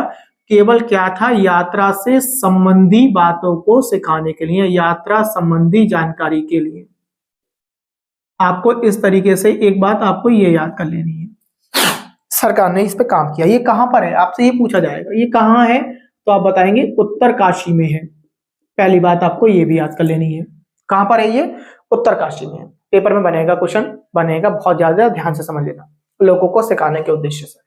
सबसे पहला उद्देश्य, आप भी क्या सिखाएंगे किसी को, सबसे पहला उद्देश्य क्या सिखाएंगे, आप सिखाएंगे। अच्छा, एक क्वेश्चन उद्देश्य से पहले अगर आप बात करें, एक क्वेश्चन बहुत पूछा जाता है, आपसे पेपर में पूछ लेगा कि जैसे कि मैंने कहा माउंट एवरेस्ट की बात करेंगे, तो भारत की तरफ से माउंट एवरेस्ट पर पहुंचने वाली सबसे पहली महिला के बारे में पूछा जा सकता है। ये पूछा जाएगा आपसे कि भारत की तरफ से कि सबसे पहले कौन पहुंचा था, तो आप ये बताएंगे। तो पहुंचने वाली थी आपकी बचेंद्री पाल। कौन थी, बचेंद्री पाल थी। कहाँ की, उत्तराखंड की गढ़वाल की थी। ठीक है, इनका गांव पूछा जा सकता है, तो नाकुरी गांव या नानकू गांव करके हम जो है इसे पढ़ते हैं। कौन थी, बचेंद्री पाल थी। सबसे पहले मैं आपको ये क्वेश्चन लिख देता हूं, ध्यान से समझेंगे। भारत की तरफ से माउंट एवरेस्ट पर चढ़ने वाली प्रथम महिला की बात की। ठीक है, माउंट एवरेस्ट की बात कर रहे हैं। दूसरा पॉइंट हमने कहा माउंट एवरेस्ट की सर ने हमारे बात करी। ठीक है, पहली कौन है हमारी, बछेंद्री पाल करके बोला सर ने, बछेंद्री पाल, बछेंद्री पाल। आपसे ये पूछा जाएगा। ठीक है, कहाँ की थी, उत्तराखंड की थी, यूके की थी। अब यूके में भी गांव बोला मैंने, अभी आपको नानकू की करके गांव बोला, पूछा जाएगा आपसे। उत्तराखंड में गढ़वाल करके एक जो क्षेत्र पड़ता है, गढ़वाल एक जो है स्थान पड़ेगा, वहां पे क्या नाकुरी गांव करके बोल सकते हैं या नानकू गांव बोल सकते हैं। ठीक है, कौन सा है, गढ़वाल में, उत्तराखंड में गढ़वाल, गढ़वाल में कौन सा, नाकुरी गांव। ठीक, गढ़वाल, और गढ़वाल करके मैंने ये लिख दिया गढ़वाल, और गढ़वाल में कौन सा था, नागपुरी गांव करके लिख देता हूं मैं, नागपुरी गांव। इस तरीके से मिलता जुलता आपको मिल जाएगा। ठीक, नागपुरी गांव। अब इनके बारे में और क्या क्वेश्चन बनेगा, आपसे और भी पूछ सकता है। इन्होंने अपनी यात्रा जो है स्टार्ट करी थी, कब करी थी, तो आपसे पूछ रहे तो आप बताएंगे 23 मई 1984 में करी थी। क्या करी थी, 23 मई 1984 में। ठीक, और माउंट एवरेस्ट को पूछ ले कितना ऊंचा है, तो 8900 मीटर है आपका, 8.9 किलोमीटर करके बोल सकते हैं। 23 मई 1984। ठीक है, अभी देखो यहीं पे बात आ गई, ये फरवरी 1984 की बात हुई है, यहाँ पर क्या हो गई, 23 मई की बात हो गई, 23 मई 1984 की बात हुई। और अगर बात करें माउंट एवरेस्ट की ऊंचाई पूछ ले आपसे, तो आप बता देंगे माउंट एवरेस्ट हमारे सर ने बताया था 8900 मीटर है। ये क्वेश्चन यहाँ से बनेगा, माउंट एवरेस्ट की ऊंचाई पूछ लेता है कभी कभी। इसके साथ साथ आपसे पूछ ले तो आप बताएंगे इन्होंने जो यात्रा मतलब करी होगी माउंट एवरेस्ट की, उसे नेपाल में किस नाम से पुकारा जाता है, तो नेपाल में इस माउंट एवरेस्ट को सागर माथा नाम से बोला जाता है। इस जो पहाड़ है हमारा, इस पहाड़ को क्या बोलते हैं, सागर माथा बोलते हैं। क्या बोलते हैं, नेपाल में माउंट एवरेस्ट को क्या बोलते हैं, सागर माथा बोलते हैं। कहाँ बोलते हैं, सागर माथा, ये नेपाल में बोला जाता है, आप ये भी ध्यान रखेंगे। ठीक है, नेपाल में से सागर माथा के नाम से जाना जाता है। ठीक है, अब ये ना उस समय जब इन्होंने जब चढ़ाई की होगी, तो उस समय चढ़ाई के समय ये पूछ रहे हैं कि जो है उस समय विश्व की ये कौन सी महिला थी, ये 5वीं महिला थी बेटा। कितनी थी, 5वीं महिला थी। और इसके साथ साथ मैं एक क्वेश्चन और बता दूं आपको, थोड़ा सा इंटरेस्टिंग, जब आप इसे पढ़ेंगे, ये कौन सी महिला थी, 5वीं महिला थी, एक बात। और उसके बाद ये वहां पर कितने मिनट तक रही थी, तो 43 मिनट तक रही थी उस पर, माउंट एवरेस्ट पर। आपसे समय पूछे तो आप समय भी आपको याद रखेंगे कि ये थोड़ा सा डीपली हो जाता है। तो आप बताएंगे कौन थी, आपकी बछेंद्री पाल थी, 43 मिनट तक रुकी थी। कौन से समय मतलब कब गई थी, ये हमने पढ़ लिया। ठीक है, 43 मिनट हमने आपको पढ़ा दिया। इसके बाद कभी कभी आपसे पूछ लेगा कि दूसरी कौन थी। ठीक है, 43 मिनट। तो दूसरी के बारे में बात करें तो दूसरी महिला अपनी ही भारत से थी, उनका नाम था संतोष यादव। क्या नाम था, संतोष यादव था। ये चीजें पूछी जाती हैं, ये चीजें आपको बहुत ज्यादा याद रखनी होंगी, यहीं से क्वेश्चन बन जाते हैं। ठीक, संतोष यादव दूसरी बार गई थी। ठीक है, ये बात करेंगे, और दूसरी थी। और इसके साथ साथ ये भी ध्यान रखना, संतोष यादव ने 2 बार जा चुकी है यहाँ पर।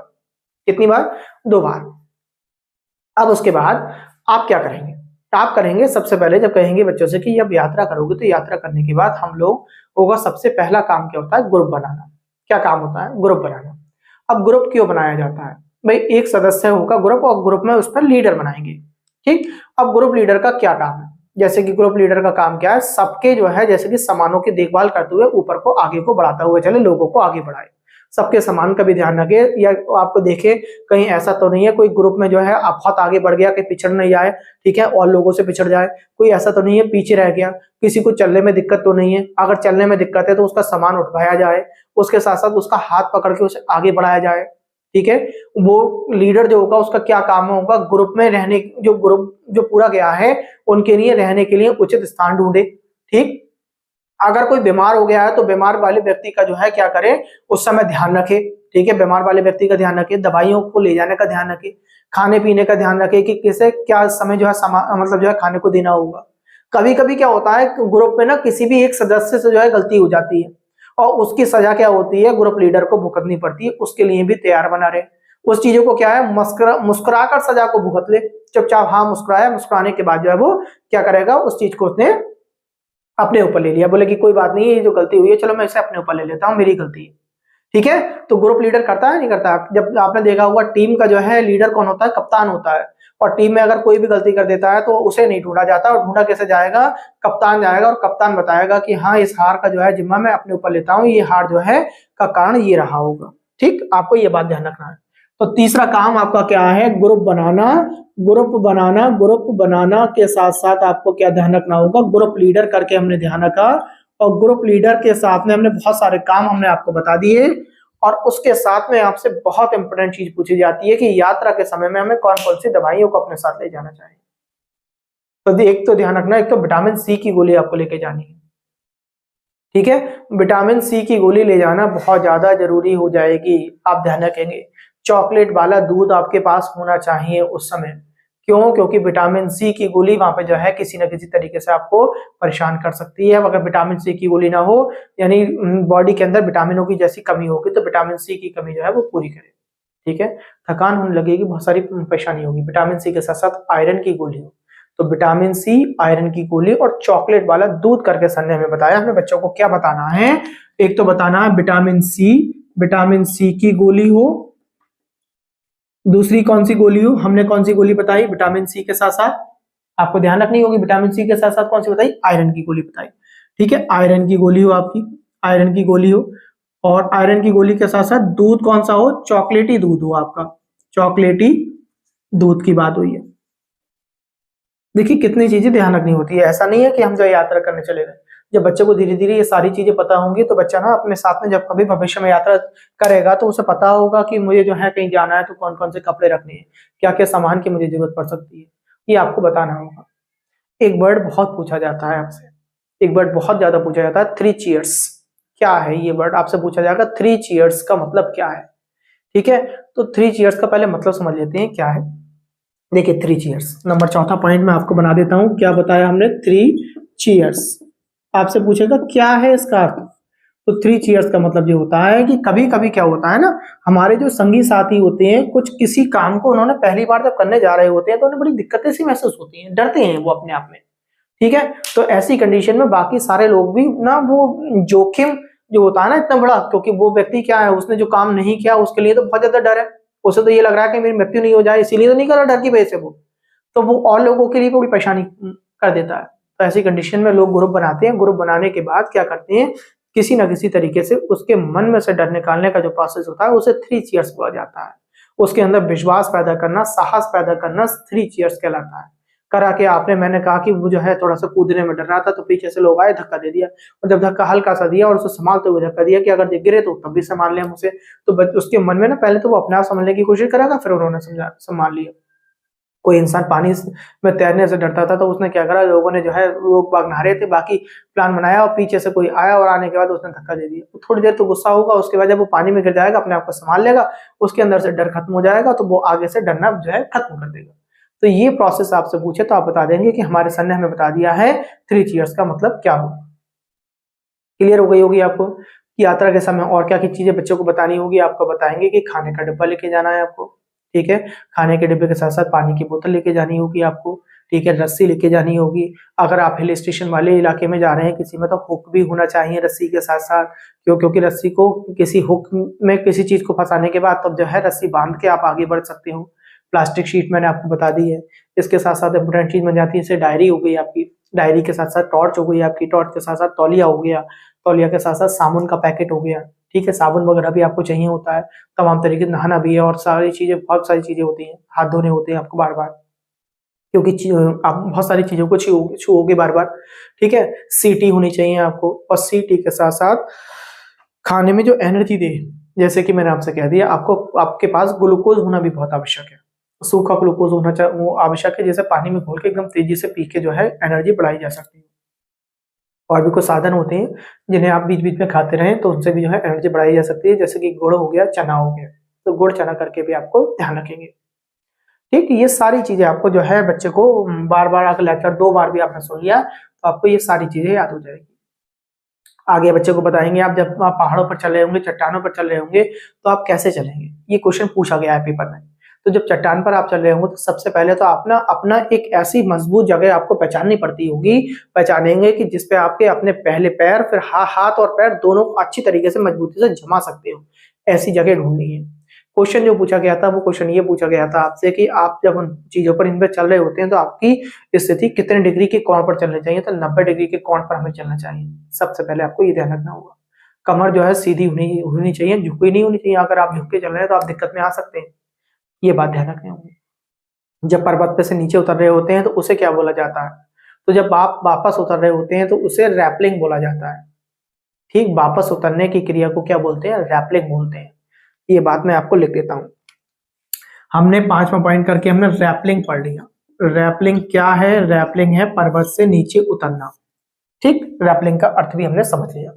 इसके बाद अगर आगे बात करें, आगे क्या हो सकता है, आगे अगर हम बात करें तो एक गीत के बारे में पूछा जाता है। टॉपिक को यहीं पे धीरे धीरे विराम की ओर बढ़ते हुए चल रहे हैं अब हम। तो एक गीत के बारे में पूछा जाता है, उत्तराखंड का गीत है ये आपका, ठीक है, आपसे पूछा जाएगा। ठीक, उत्तराखंड का गीत पूछा जाता है। कुछ इस तरीके से गीत है, मैं आपको, मुझे तो याद नहीं, फिर भी मैं थोड़ा सा आपको बताने की कोशिश करता हूँ। बेदू पाको 12 मासा, काफल पाको चेतल मेरी छेला। इस तरीके से छेला वर्ग करके कोई गीत अगर सामने आ जाए तो तुम तुरंत समझ लेना इस सर ने बताया था कि ये तो उत्तराखंड का गीत था। क्या नाम था, बेकू पाको 12 मासा, काफल पाको चेतल मेरी छेला, ये उत्तराखंड का गीत है। इस तरीके से आपसे पूछा जाएगा।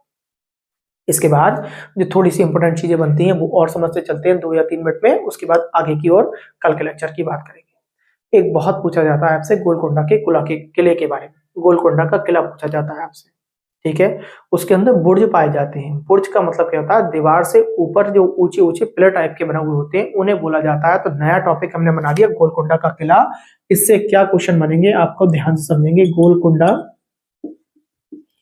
का किला, इसमें हमने पहला पॉइंट क्या समझा, पहला पॉइंट हमारे सर ने बताया हमें बुर्ज के बारे में। बुर्ज क्या है, बुर्ज का मतलब है दीवारों से ऊंचे ऊंचे इस तरीके से जो पिलर बने हुए खड़े होते हैं, ऐसे करके जो पिलर बने हुए खड़े होते हैं जो दीवारों से ऊंचे होते हैं।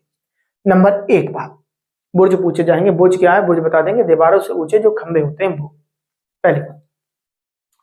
इसके बाद देखिए हमसे इसी से रिलेटेड ना जो ये बनाने वाले होते होंगे बहुत सारे शाही सुल्तानों के समय में बनवाया गया था। तो शाही सुल्तानों के बारे में भी जिक्र किया गया है आपके एवीएस में। तो 1518 से लेकर लगभग 1687 तक जो है अगर हम बात करें तो कुतुबशाही सुल्तानों का राज रहा है हमारे यहाँ। 1518 से लेकर 1687 तक कुतुबशाही सुल्तानों का राज रहा है। एक बात और ध्यान रखेंगे, 1518 से 1687 तक की बात करी हमारे सर ने। 1518 से 1687 कुतुबशाही राज रहा है अब भारत में, कुतुबशाही राज। इसके बाद अगर आगे बात करें, आगे क्या बनता है, कुतुबशाही राज भी पढ़ लिया हमने। अब अगर आपसे क्वेश्चन क्या बन सकता है, आपसे पूछेगा सर्वप्रथम तोपों का इस्तेमाल किसने किया था। तो तोपों का सर्वप्रथम इस्तेमाल करने के लिए अगर आपसे पूछे तो आप बताएंगे औरंगजेब ने किया था सही तरीके से, ठीक है। सर्वप्रथम तोपों के बारे में पूछे, तोप के बारे में पूछे तो आप बता देंगे औरंगजेब के बारे में हमारे सर ने चर्चा कर दी थी हमें। अगली बात करते हैं औरंगजेब के साथ साथ और क्या बनता है। देखिए एक वर्ड बहुत पूछा जाता है, मुझे ध्यान आ रहा है लिखते लिखते, एक वर्ड पूछा जाता है रेहट या रहट करके बोल सकते हैं। एक बार ये पूछा जाता है रहट क्या है, पेपर में पूछा गया था, आपसे पूछेगा रहट क्या है। तो रहट का मतलब है कुएं से पानी निकालने के लिए जो एक तरीके का जो है ये यंत्र बनाया करते थे उसे रहट बोला करते थे। इसमें क्या हुआ करता था, कुएं के चारों ओर ना लकड़ी का ना एक स्टैंड टाइप का बना लिया, उसमें बाल्टियां लगा दिया करते थे और जो है एक बैल को बांध दिया करते थे और कुछ दूरी पर, और बैल जो है इस तरीके से कुएं के चारों ओर घूम रहा होता था और ये ना रहट इस तरीके से घूम रहा होता था, कुएं के अंदर तक जा रहा है और अंदर जो बाल्टी है वो बाल्टी इस तरीके से पड़ेगी और पड़ने के बाद वो सीधी होकर ऊपर को आ गई और ऊपर को आने के बाद वो दूसरी जगह आके जो है वो पलट जाएगी। वो पलटने के बाद वो पानी किसी चीज में इकट्ठा होता रहेगा, नालियों द्वारा इकट्ठा होता रहेगा। तो आपसे पूछे तो तुरंत बता दे रहा, रेहट का मतलब बताया था, कुएं से पानी निकालने के लिए जो बनाया जाता है वो रेहट होता है। ये बात आपको क्लियर हो जाएगी। ठीक। और अगर नृत्य वगैरह पूछ ली तो मैंने अभी आपको एक तो फसल के बारे में यहाँ पे बिहू नृत्य के बारे में बता दिया था। एक और पूछा जाता है आपसे, पेपर में खूब पूछा है इसलिए मैं बता दे रहा हूँ आपको। कुचिपुड़ी करके बोलेगा आपसे, कुचिपुड़ी। तो कुचिपुड़ी कहाँ का है? आंध्र प्रदेश का है, आपको ये ध्यान रखना है। कुचिपुड़ी कहाँ का है? आंध्र प्रदेश का है। ये बात आपको ध्यान हो जाएगा। हैदराबाद का म्यूजियम है, एक म्यूजियम के बारे में पूछा है उसने। गोलकोंडा के आसपास का जो क्षेत्र की जब खुदाई हुई होगी तो वहां से बहुत सारी चीजें निकली, जैसे बर्तन हो गए आपके, बर्तन के साथ साथ मैंने आपका जीवर हो गया, जीवर के साथ साथ हथियार हो गया। ये सारी चीजें जब वो निकली होंगी वो कहाँ रखी गई है? हैदराबाद के म्यूजियम में रखी गई है। एक बार इसके बाद आपसे सुनीता विलियम्स के बारे में पूछ सकता है, इनसे कुछ क्वेश्चन बनते हैं सुनीता विलियम्स से। मैं आपको यहाँ पे 5 पॉइंट करके सुनीता विलियम्स लिख देता हूँ। ये भारतीय महिला थी, आपको मालूम है सुनीता विलियम्स, ये अंतरिक्ष में जाने वाली महिला थी, विलियम्स। और इनके बारे में अगर बात करें तो आप ये ध्यान रखना, अंतरिक्ष में ये 6 महीने तक रही थी। 6 महीने अंतरिक्ष में रही। सबसे ज्यादा तक अंतरिक्ष में रहने वाली महिला के बारे में बात करें तो जी हमारे यहाँ की हैं, भारत की हम कह सकते हैं, मगर जो है भारत की नागरिकता नहीं है इनके पास, नागरिकता इनके पास अमेरिका की है। ठीक। तो सुनीता विलियम्स है, इनके बारे में आपको ध्यान रखेंगे। ठीक। 6 महीने तक अंतरिक्ष में रहने वाली है। अच्छा, अंतरिक्ष में जाया किस चीज से जाता है आपसे ये पूछेगा। तो अंतरिक्ष में जाने के लिए हमारे छोटे हमारे जो जो प्लेन वगैरह चल रहे हैं ये वाले नहीं होते हैं, उनके लिए स्पेस शिप होता है। किससे जाया जाता है? स्पेस शिप से जाया जाता है। ये बात भी ध्यान रखेंगे, स्पेस शिप से जाया जाए। ठीक। ये बात आपको क्लियर हो गई होगी। स्पेसशिप से जाएंगे, स्पेसशिप जो है बिल्कुल अलग आकृति के बने हुए होते हैं अंतरिक्ष में जाने के लिए। जब अंतरिक्ष में पहुंच जाते हैं तो पहुंचने के बाद गुरुत्वाकर्षण खत्म हो जाता है। तो गुरुत्वाकर्षण जब खत्म हो जाएगा तो वहां पे चीजों का उपयोग कैसे किया जाएगा, बच्चे को समझाना पड़ेगा, आपसे पूछा जाएगा। तो हाथ मुंह धोने के लिए भी हम लोग क्या करते हैं, जैसे ही मैंने कहा कि पानी वगैरह होता है, जैसे मार्कर है ये, इसमें मैंने मार्कर को क्या करा, मैंने ऐसे करके फेंक दूंगा तो वो नीचे आके गिरेगा, बट वहां पे आप ऐसे ही इसे छोड़ दोगे तो वहीं का वहीं रुका रहेगा। तो ऐसी पानी होता है। तो पानी वगैरह को क्या करते हैं, पानी वगैरह को जैसे इन्होंने हवा में जो है काटा, काटने के बाद मतलब हम भी छोड़ दिया, बोतल से किसी भी तरीके से निकाला इन्होंने। उसके बाद जो तौलिया वगैरह होती है, कुछ भी होती है, उस पे जो है इसे पानी को जब तेजी से रब कर लेते हैं। रब करने के बाद वो तौलिया वगैरह गीली हो जाती है। गीला होने के बाद अपने मुंह को, हाथ को, शरीर को उससे पहुंच के साफ करते रहते हैं।